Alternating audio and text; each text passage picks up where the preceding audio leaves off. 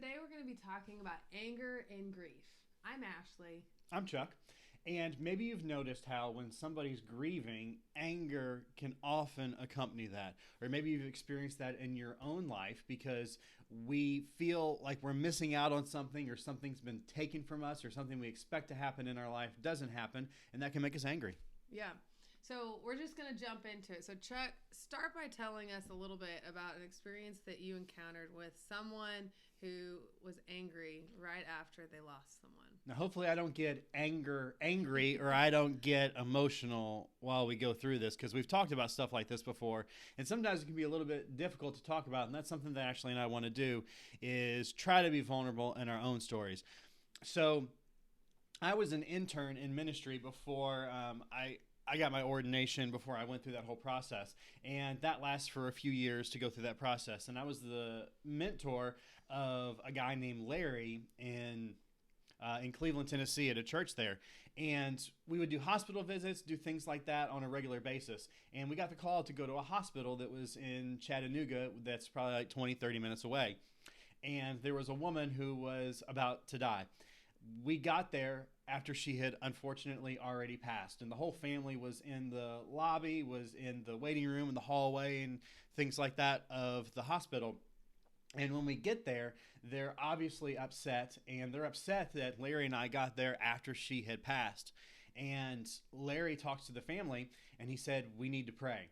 And the son of this mother who had passed, he raises his voice and he gets really, really angry in that moment. And he yells at Larry and says, "It's too late to pray now. She's already gone. She's already gone. What's the point of praying now, Larry?" And Larry looks right at him and says, "We're not praying for her. We're praying for you." And he gets the whole family circled around and we pray in the hallway.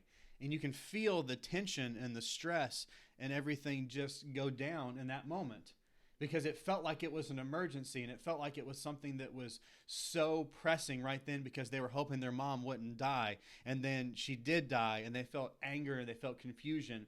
But in that moment, Larry having the right thing to say really helped that situation. But I remember that being one of the first times in early ministry and me being younger, seeing how grief led to somebody's anger and how angry somebody was. And I was like, well, we didn't do anything. And it was a little bit confusing for me in that moment, but I understand so much more now how anger can accompany grief. And it sounds like Larry was ready for that type of behavior because he had walked that road with people in the past. And that's such wisdom, in that response, to handle someone's anger well. So Yeah. we want to do that, not just with ourselves, but we need to do that, but also with others too. So as we're kind of thinking about, our own anger and other people's anger, we want to be able to be comforting to them in those moments. It's such a wonderful thing that Larry was able to do that and to teach you that, at a young age. So I know for me, in my own grief and with our losses, I definitely have had several times where my anger has gotten the best of me. And Yeah. one of the main things that I kind of struggled with was with the boys. I held onto them so tightly because we were so upset about losing the babies, and then whenever they would do something that they make bad choices, I would just get so upset. I'm like, oh, and it was just, I would end up saying something, I'd raise my voice, I would send them to timeout, maybe not quite when they deserved it, because if I really sat back and thought of it, like, they're little kids, they're not going to be perfect, and they might have just got up from the dinner table or something whenever they were going to the restroom, and I just got really angry. Things that it wasn't even a bad choice, it was just something that we've told them not to do. And Sometimes we have a shorter fuse. yeah, just a shorter fuse. So like our anger can be, immediate in the moment, but it also can be, just these waves of emotion that come to us that we don't even necessarily tie to our grief. And so I really want to take time to like process my own grief, and I want, to help others. It's like that's something that we've done is like ask people, to process their own grief, their own anger, because if we don't deal with our grief, then that anger tends to rise up and, come up, more so in other times. And we really believe that people can be better and have less of those symptoms and those things like anger when they process their grief in the right way. And that's why you and I created Love and Loss, because Love and Loss is our online course that helps people to process their grief. And it takes you on your journey. It helps you to think about where have you come from? How did you get to this point? And think about how your world has changed. And when you analyze those things, you can get better. And you and I were talking a little bit earlier about some of the steps that people can take to help reduce some of the anger and help identify it. So like, give us a little bit of some of those steps and what can people do if they feel like they're angry, or if they feel like some of their behaviors doesn't match what it is they want to be. Yeah. So the whole kid thing is not completely new with us having frustrations with our kids and, getting that's a little not bit just angry. grief. Yeah. It wasn't just from grief. I did know that in those moments that I had a shorter fuse because of my grief. But sometimes, there's been times when I've been angry that I didn't necessarily tie it to grief. So taking the time to stop and process is definitely an important piece. But then, determining this is not who I want to be. I want to be different. And then walking through steps to see that happen. So maybe that's getting professional help, taking our course, going to coffee with a friend, whatever it is for you, and then making those steps. So one of the things that I've done to try to help with a thing that I've struggled with is to document. So I'll just kind of walk you through the story. So growing up for me, it was pretty common to holler or to yell across the house. Holler is a little bit less of a like if you say yell, it's like negative connotation. Yell sounds like you're yelling at somebody. But it was like dinner. We had a 2-story house. Mom would open up the door and be like, "Kids, I said dinner." But then it would sometimes end up being like, "I said dinner," right? It would escalate because you have a louder. Once you're already loud, it's easy to get louder. Yeah. And so I remember there being times I was downstairs in my room doing my homework or listening to music or whatever it was that I wasn't trying to be defiant, and I felt like we just had this tension that I didn't want. Yeah. And so I determined I am not going to yell when we have kids. It was not necessarily effective. And I even taught Psych 101, and I remember teaching these parenting pieces and gave these handouts, and I'm like, it's really important that you don't do these things, and I'm not going to do them. And now that I've had kids, it's hard not to. I find myself doing that. But I have stopped. I have gone through times where I've followed a process and been able to nip it in the bud. So what have I done? Very, very challenging.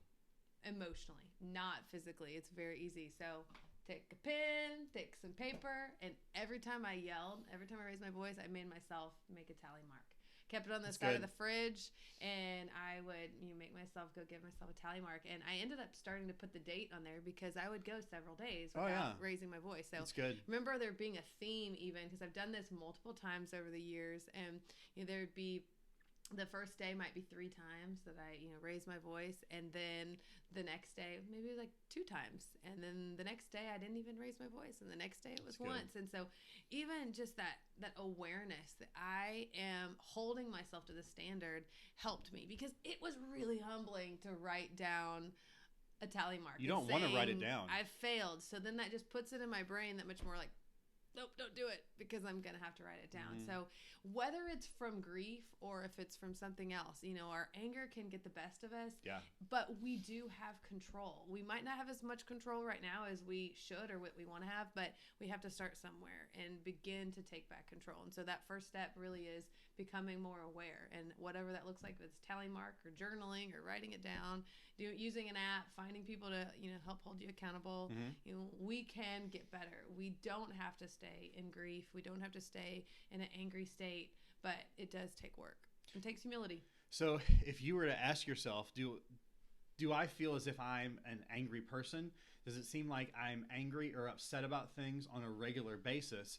Ashley and I have found that working with people and analyzing our own situations, our own behavior, maybe we're grieving something that we haven't really processed. So maybe that's true for you. Maybe that's true for someone that you love, someone who you care about, and analyze that. Think about that, because we want to help you to get better. We want to be better. So go on this journey with us. If there's anything that we can do to help you, let us know in processing your grief, because you don't have to be angry. And unfortunately, so many times after we go through a loss or something happens in our life that's difficult, we think that this is just how we are now. Yeah, we often even associate grief with death, which it is, a big part of it. But sometimes it's the breakup of a relationship, divorce, Absolutely. or it can be the loss of a job.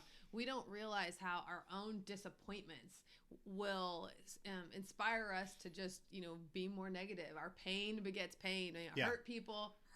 And so if we want to break that and to stop, hurting people out of our own hurt, we have to face our hurt instead of running away from it. So it's so easy to turn to a drink or turn to food Yeah. or turn to something else, turn to a show and just to forget. A bad relationship. But yeah, we want to take the time to process, because if we don't process, then that issue has more control over us. And that's the issue. We want to have control. We feel like we've lost control. We get angry because of it. We get angry, and we have to take the steps to gain back control.